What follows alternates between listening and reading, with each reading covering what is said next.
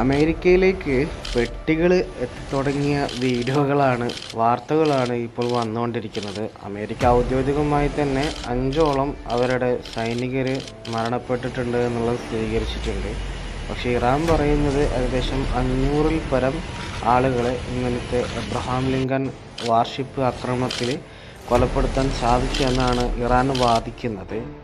എന്നാൽ ഇന്ന് വന്നിട്ടുള്ള വാർത്ത അമേരിക്കയുടെ യുദ്ധവിമാനം F-1 കുവൈത്തിൽ വെടിവെച്ചിട്ടിട്ടുള്ളതാണ്. അതിൻ്റെ ഫുട്ടേജാണ് ഈ കണ്ടത്.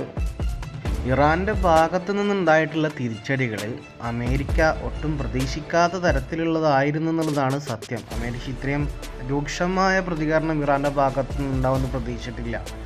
അമേരിക്ക ഈ ഒരു സമയത്ത് പറയുന്നുണ്ട്, ഇറാൻ നമ്മളോട് സന്ധിക്ക് തയ്യാറാണ്, ചർച്ചയ്ക്ക് തയ്യാറാണെന്ന് അറിയിച്ചിട്ടുണ്ട് എന്ന്. പക്ഷേ ഇറാൻ അതിനെ തിരുത്തിക്കൊണ്ട് ഇപ്പോൾ വാർത്താക്കുറിപ്പ് ഇറക്കിയിട്ടുണ്ട്. ഞങ്ങൾ ഒരു സന്ധിക്കും ഒരു ചർച്ചയ്ക്കും തയ്യാറല്ല.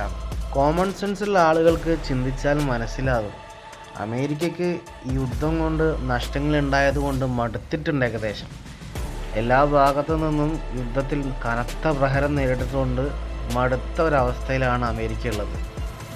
മാത്രമല്ല അമേരിക്കയ്ക്ക് മറ്റൊരു തലവേദനയായി നിൽക്കുന്നത് അമേരിക്കൻ ബേസ് ക്യാമ്പുകളുള്ള അറബ് രാജ്യങ്ങളിലെല്ലാം ഇറാൻ അക്രമം വലിയ തോതിൽ നടത്തുമ്പോൾ അമേരിക്കയോട് ഈ അറബ് രാജ്യങ്ങൾ മുഴുവൻ സമ്മർദ്ദം ചെലുത്തുന്നുണ്ടാവും. ഈ ഒരു പ്രശ്നം എത്രയും പെട്ടെന്ന് പരിഹരിക്കാം.